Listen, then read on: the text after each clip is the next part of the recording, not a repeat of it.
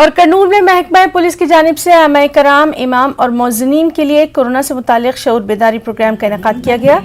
شعور بیداری پروگرام میں کرنول ڈی ایس پی کے علاوہ دیگر بھی موجود رہے۔ پولیس کے اعلیٰ عہدیداروں نے کورونا کی بڑھتی وبا پر قابو پانے کے لیے تعاون کی اپیل کی اور حکومت کی جانب سے جاری کردہ کورونا گائیڈ لائنز پر سختی سے عمل آوری کا مشورہ دیا۔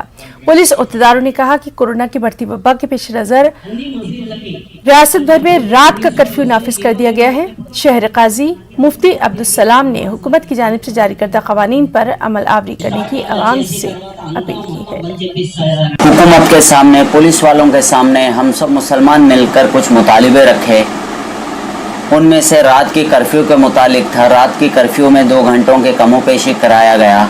الحمدللہ 10 بجے سے بولے تھے 11 بجے سے رکھا ہے، اور صبح 5 بجے بولے تھے 4 بجے تک رکھا ہے، تاکہ سحری افطار کے لیے مشکل نہ ہو لوگوں کو۔